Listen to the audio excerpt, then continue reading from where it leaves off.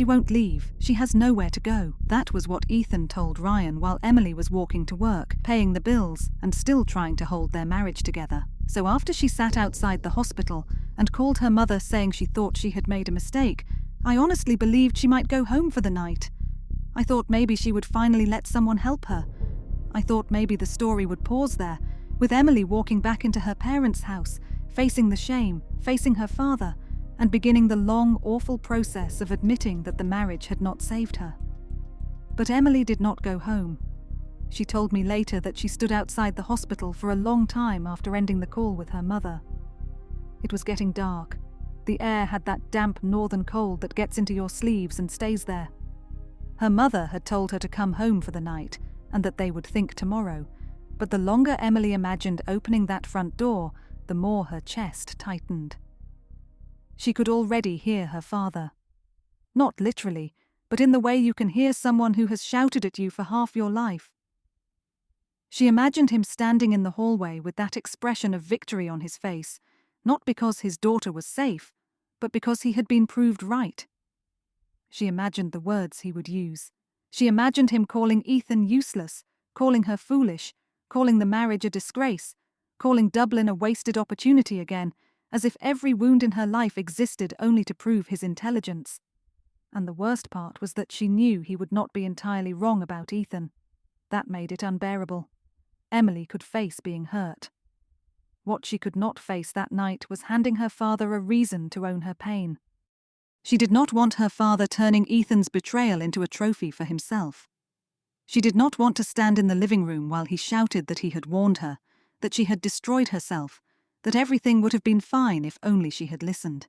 So she did something that made no sense, and at the same time made perfect sense for who she was at that moment.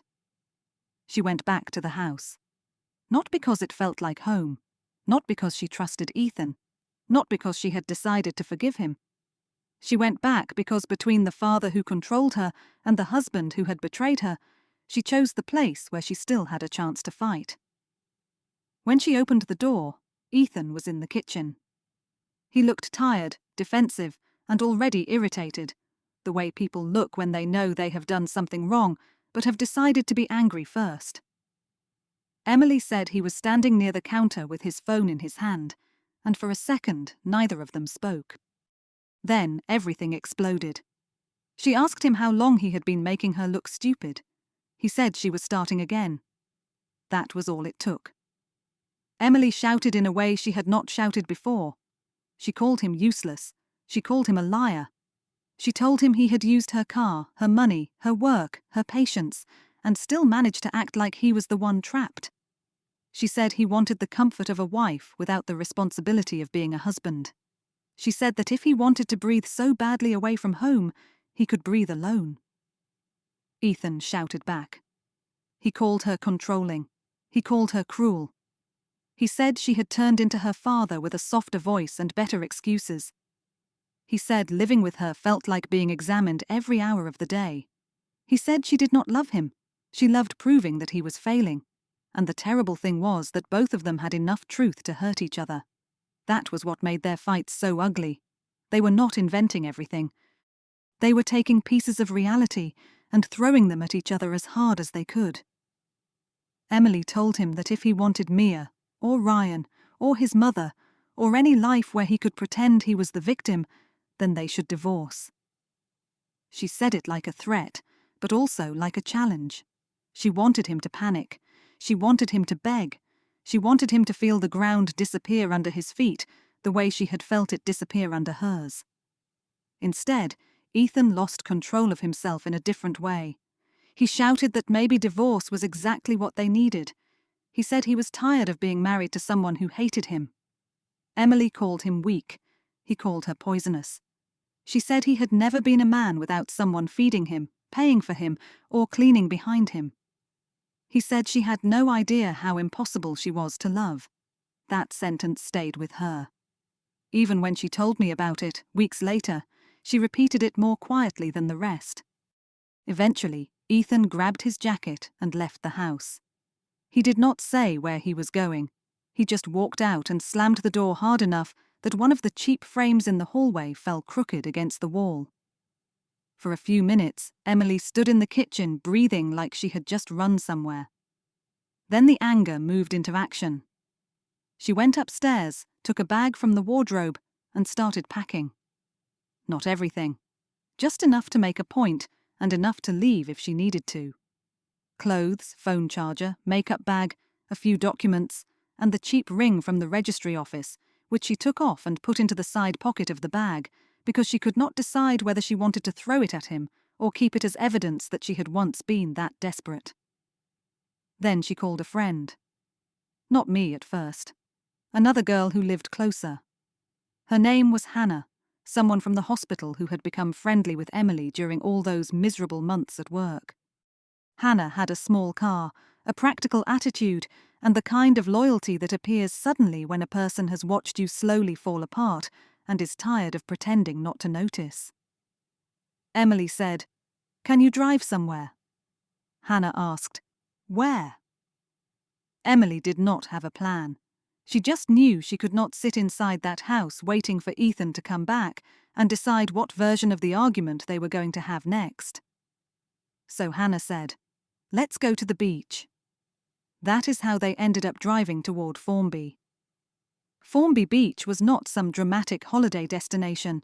It was simply the nearest place that felt far enough from Manchester, far enough from the hospital, far enough from Ethan's house, and far enough from her father's front door. The drive was quiet at first.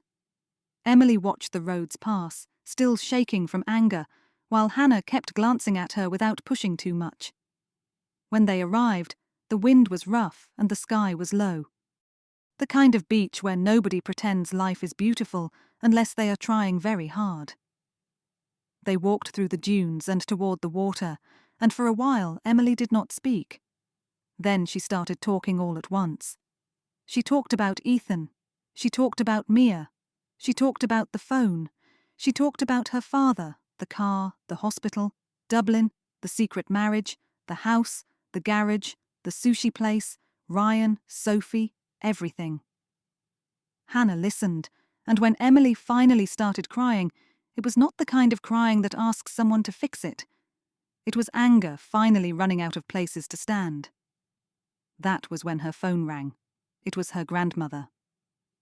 Emily looked at the screen and immediately went stiff. This was her father's mother, a woman who had lived in Italy for years doing care work and sending money back when she could. She had not been physically present for most of Emily's adult life, but she somehow always had an opinion strong enough to fill any room from another country. Emily answered because in her family, not answering certain people was treated like a crime. The shouting began almost immediately. Her grandmother did not ask if Emily was safe. She did not ask what Ethan had done. She did not ask whether the messages with Mia were true. She started with accusation, and she did not slow down. She said Emily was destroying her marriage with her behavior. She said instead of walking around on a beach with a friend, Emily should be at home saving her family. She said a wife does not run away every time there is a problem. She said men make mistakes, women hold families together, and Emily was behaving like a spoiled girl who wanted marriage to feel easy. Hannah could hear enough of it through the phone to understand what was happening.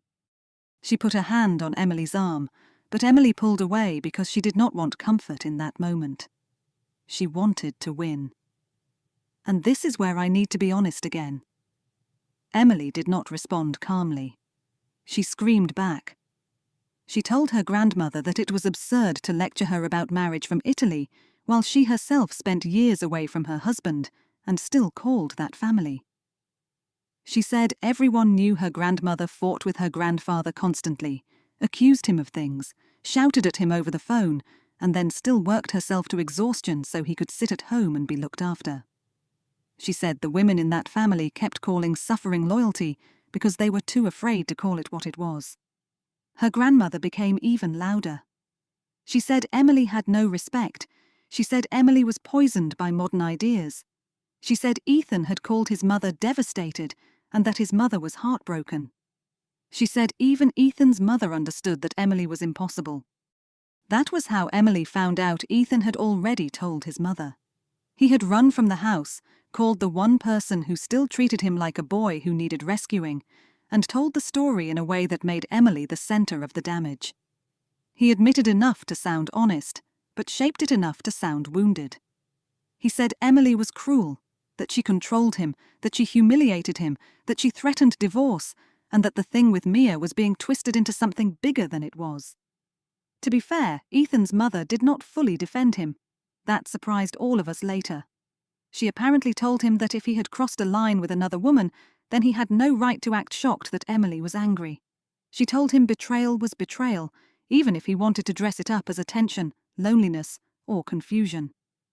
But then she called Emily's grandmother, maybe because mothers in families like that do not keep storms to themselves. They pass them from house to house until everyone is wet. Emily's grandmother took Ethan's pain and made it Emily's responsibility. By the time the call ended, Emily was shaking from rage. Hannah tried to take the phone from her, but Emily held it tight, like if she let go she would lose control of the whole day. Then, as if the day had not already been humiliating enough, her father called. Her grandmother had told him. Of course she had. She was his mother, and in that family information did not travel toward help. It traveled toward judgment. Emily almost did not answer. Then she did, because some habits are older than anger. Her father did not ask where she was. He asked what she had done now. That was how he phrased it. What have you done now? Emily told him Ethan had been speaking to another girl. Her father barely heard that part. He was already shouting about the marriage, about how he knew Ethan was worthless, about how Emily had chosen a man with no spine, no job, no money, and no respect. He said she had humiliated the family again. He said she had left Dublin for a man who could not even stay faithful properly. Emily stood on Formby Beach with the wind in her hair and listened to her father act like her pain belonged to him. Then something in her snapped.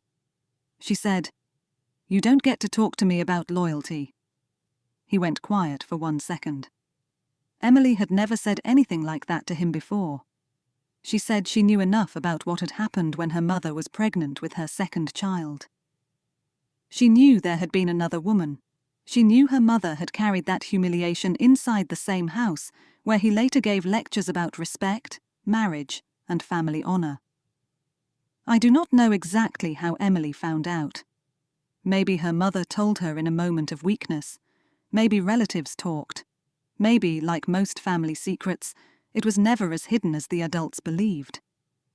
But she said it, on the phone, to her father, while standing on a beach after her husband had betrayed her.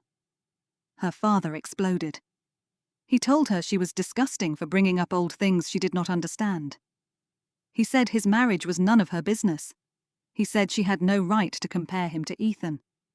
And Emily said, "Why not? You both think women should survive whatever men do and still be grateful for the roof." That was not a clean moment. It was not empowering in some simple way. Emily was hurt, and she wanted to hurt him back.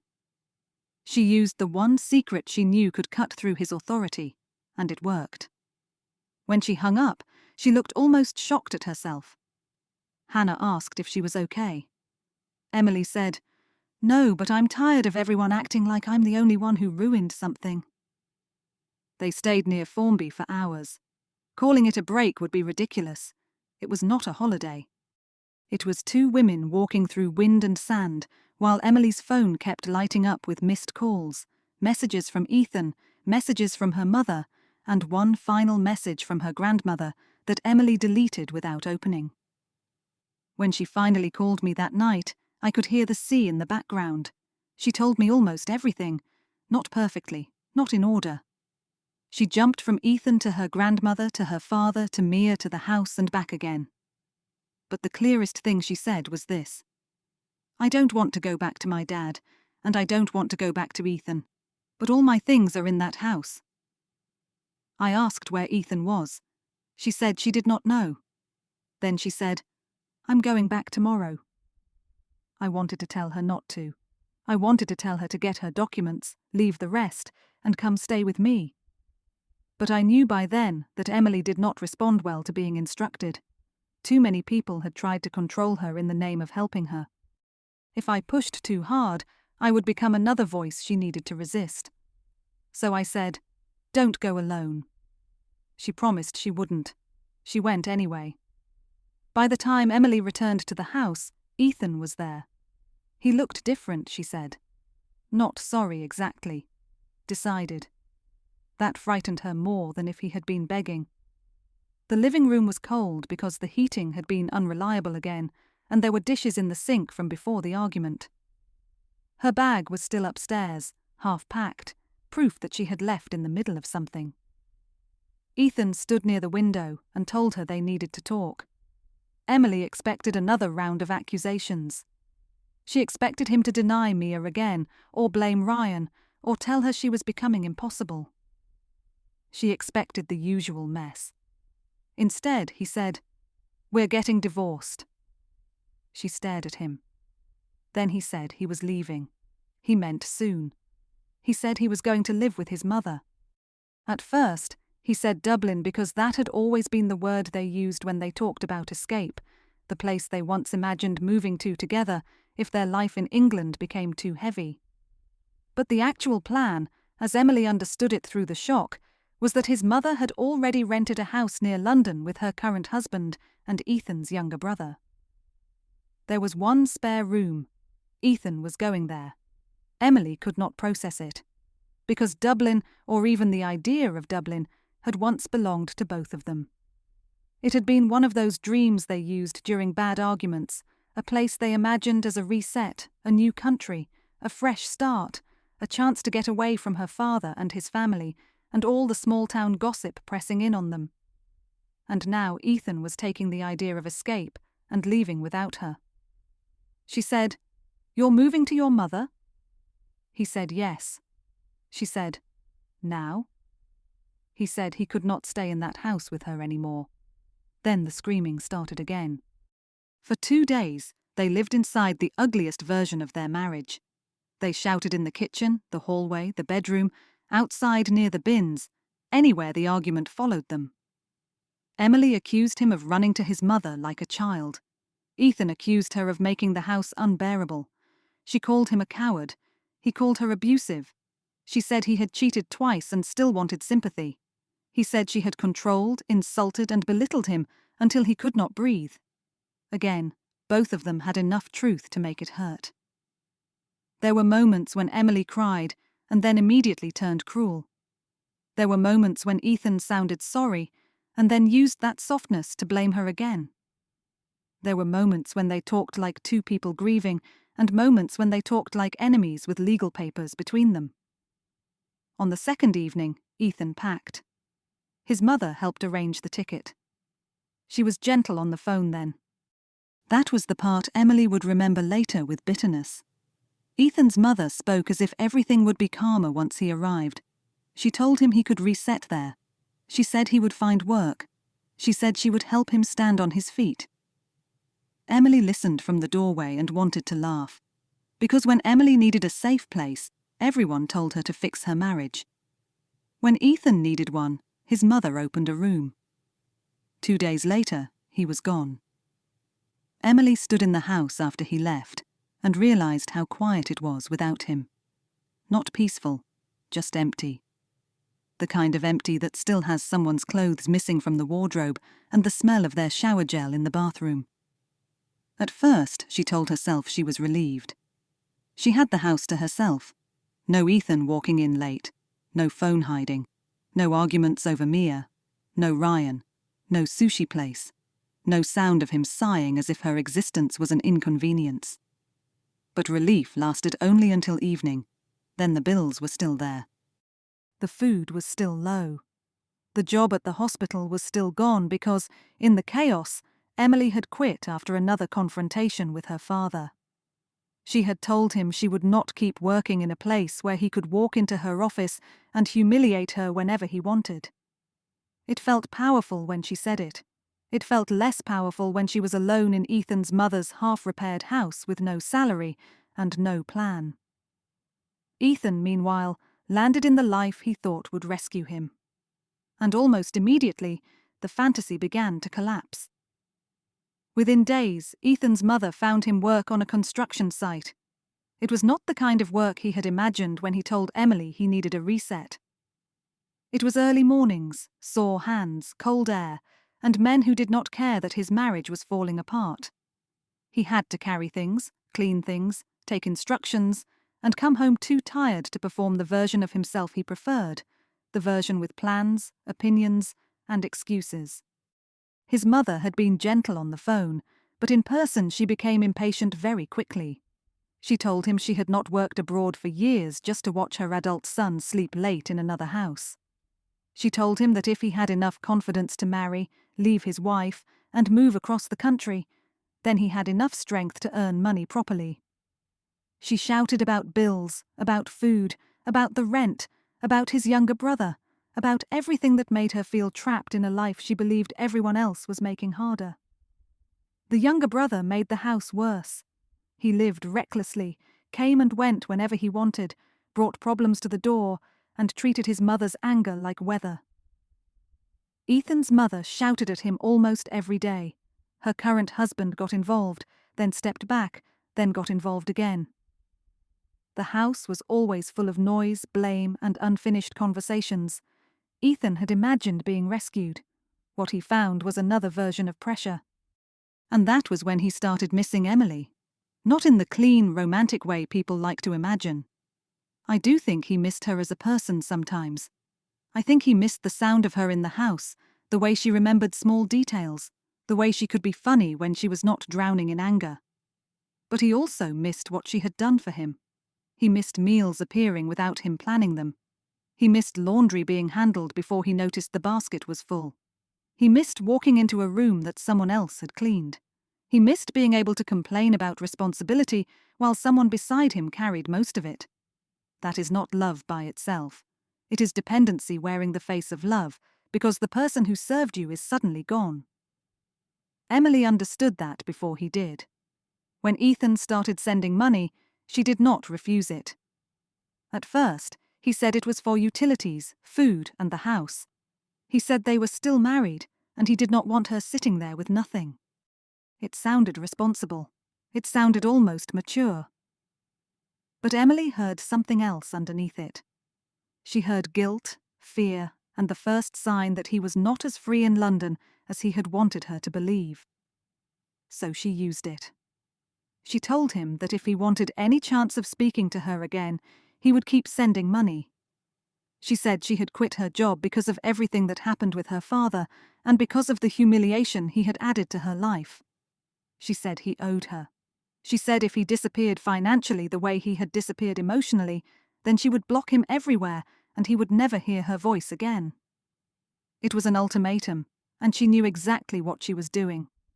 This is the part where some people want the story to stay simple.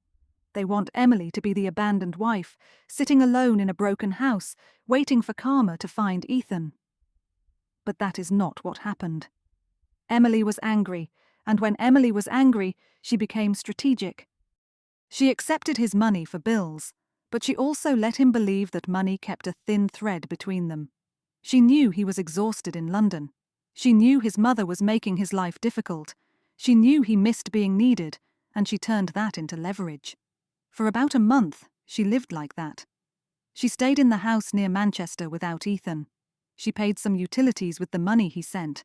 She bought food. She let him think she was barely holding herself together, because part of him wanted to believe he still mattered enough to keep her alive emotionally. But at the same time, she was talking to other men. She did not hide that from me.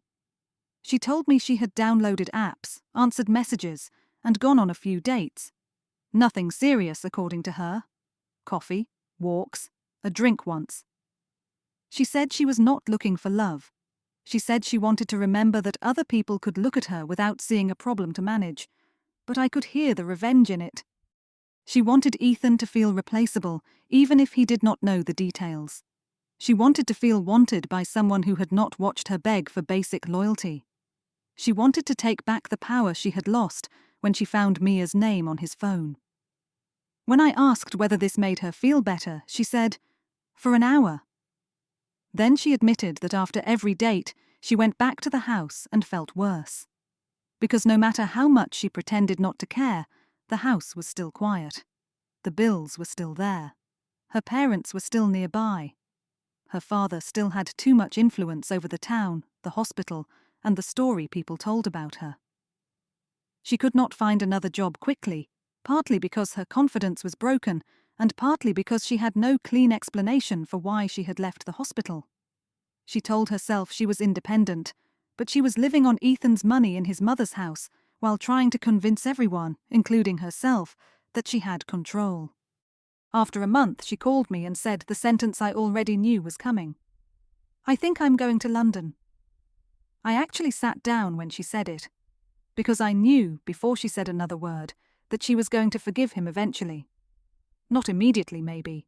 Not in the airport. Not in the first week. But she was going to place herself close enough for him to perform remorse, and Ethan, for all his weakness, knew how to perform when he was afraid of losing comfort. I asked her why. She said she could not live near her parents anymore. She said the house near Manchester was suffocating. She said there was no work, no peace, and no future there. She said Ethan kept promising that if she came, they could talk properly. She said his mother had said there might be work for her too. She said it would only be temporary. She booked the flight before I could say much more. She flew to London with a suitcase, a tired face, and a story she had already started telling herself. She was not going back to Ethan. She was only going to see what choices she had. When she arrived, Ethan met her awkwardly. He looked different, she said. Thinner, more tired, less certain of himself. Construction had already taken some of the softness out of his hands. His mother's house had taken some of the arrogance out of his voice. He hugged her, but she did not fully hug him back. She wanted him to feel the distance. She wanted him to understand that coming to London did not mean coming back to him. They stayed in separate rooms.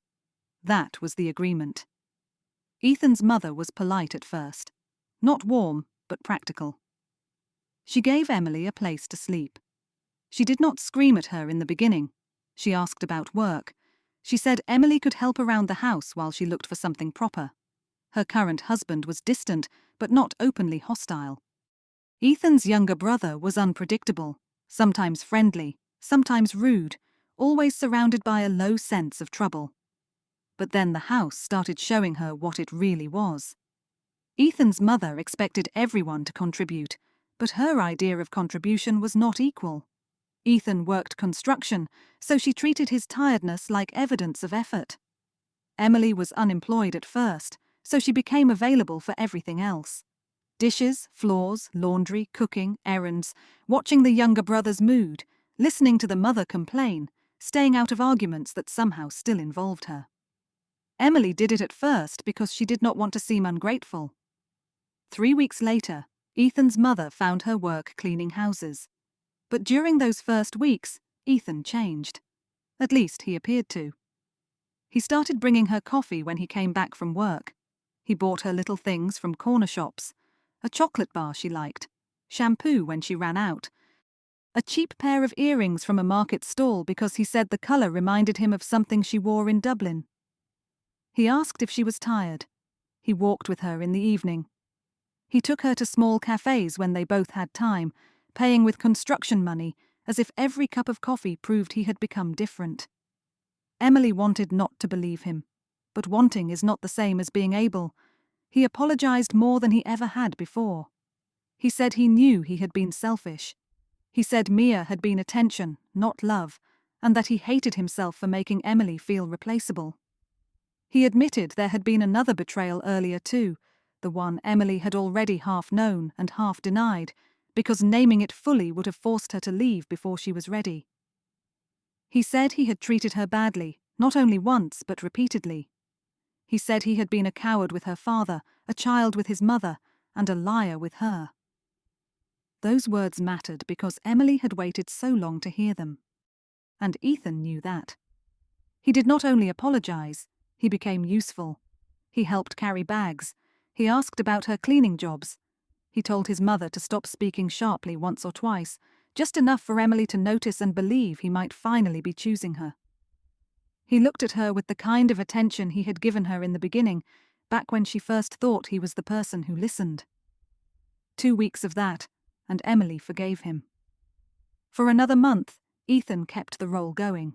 And yes, I am calling it a role, because looking back, that is what it was.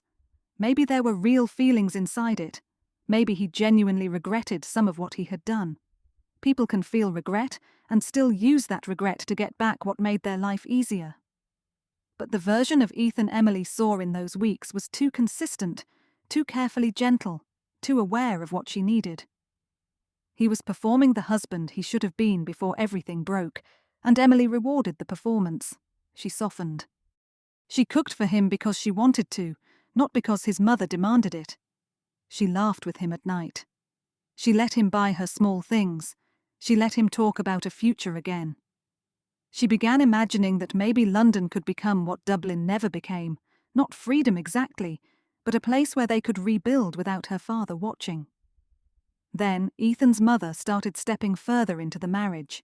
Soon, Emily was expected to cook 3 times a day whenever her schedule allowed it. If she left early, she was expected to prepare something before leaving.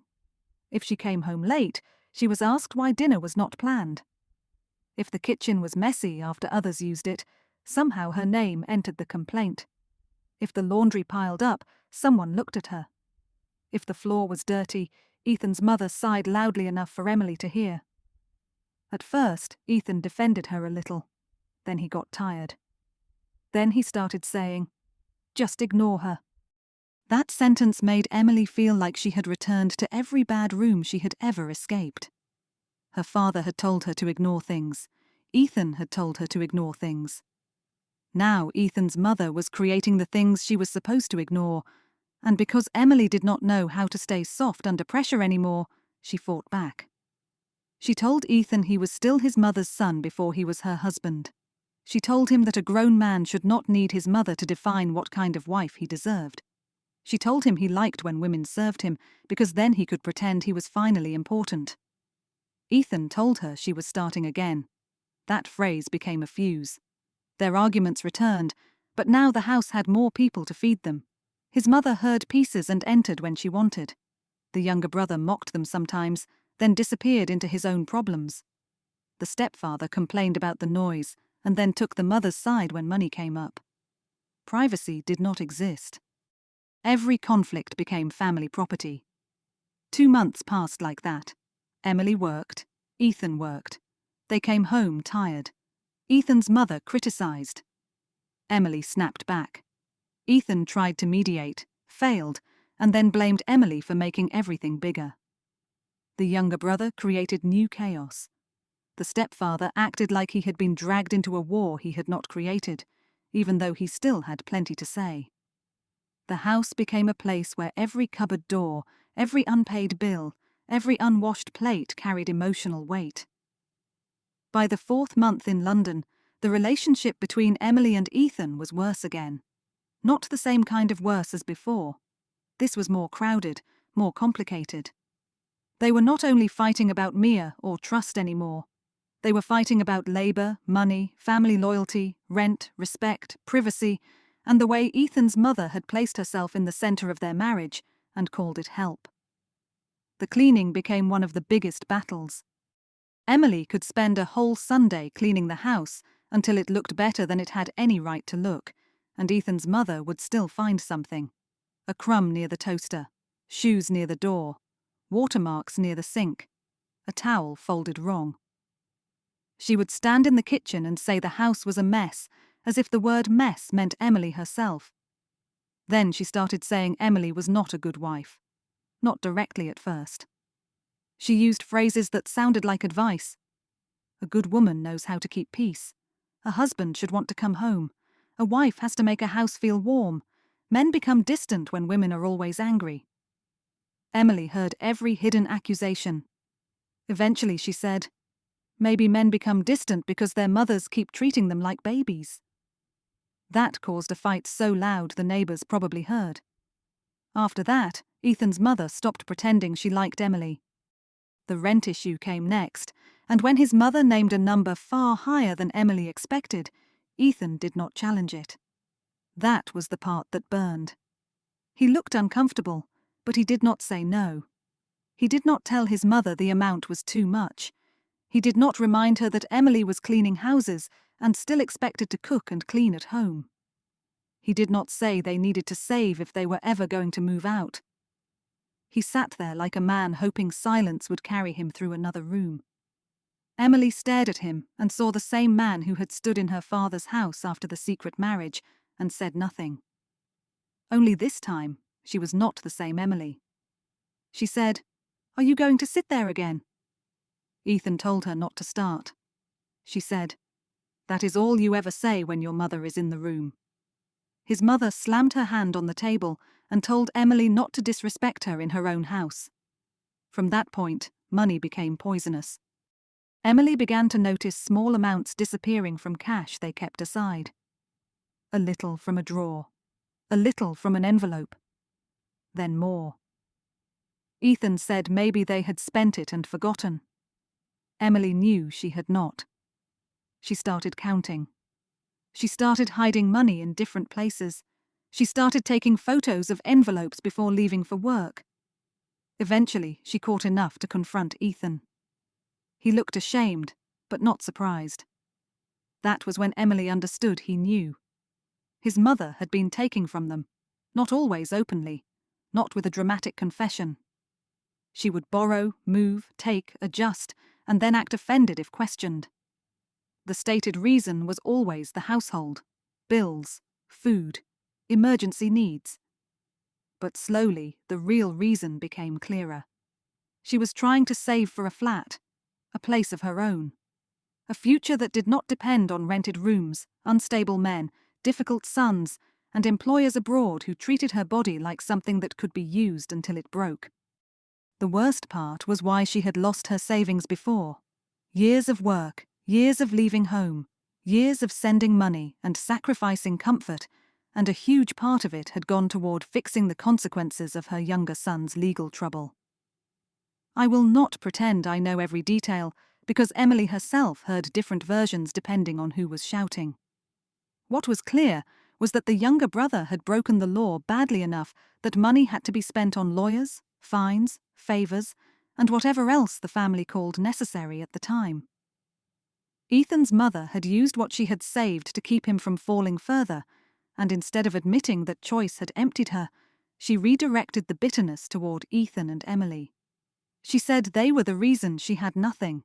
She said Ethan had abandoned her emotionally. She said Emily had come into the house and brought disrespect, expense, and conflict. She said if Emily were a better wife, Ethan would be calmer, the house would be easier, and money would not disappear so quickly. It was absurd, but families under pressure often choose the most convenient target instead of the most truthful one. Emily became that target, and Emily did not accept the role quietly. She screamed back. She called Ethan's mother a hypocrite. She said a woman who wanted a flat should save her own money instead of stealing from people she claimed to be helping. She said if the younger son had drained her savings, then she should shout at him, not at the woman cleaning bathrooms all day and still cooking dinner. Ethan's mother called her ungrateful. Emily said, "I learned from the best." That line nearly ended the evening. Ethan pulled Emily into the hallway and told her she had gone too far. Emily asked him whether stealing from them was not too far. He said his mother had sacrificed her whole life for him. Emily said that was exactly the problem, because now she expected everyone to repay a debt they never agreed to carry. Ethan looked exhausted. Emily looked worse. And I remember the call I got that night because it was the first time I truly heard how trapped London had become. She was speaking quietly from outside the house, near the bins, because there was nowhere private inside. Behind her, I could hear muffled shouting, a door closing, someone moving around. She sounded older than 20-something, not mature in a peaceful way. Older in the way people sound when too many adults have used them as a container for their own failures. She told me, "I don't know who the villain is anymore." I said, "Maybe there isn't only one." She was quiet for a while. Then she said, "That's what scares me." because by then Emily could see herself in the damage too. She could see how she manipulated Ethan for money after he left. She could see how she punished him with silence, jealousy, and other men because she wanted him to feel what she had felt. She could see how quickly she learned to attack when cornered. She could see that being hurt had not made her pure. It had made her dangerous in her own ways. But seeing that did not free her. The next morning, she still woke up in the same London house. Ethan still went to construction. She still went to clean strangers' homes. His mother still inspected the kitchen. The younger brother still caused trouble. The stepfather still complained. The rent demand still sat between them like a bill for a marriage nobody knew how to afford. And the money kept disappearing.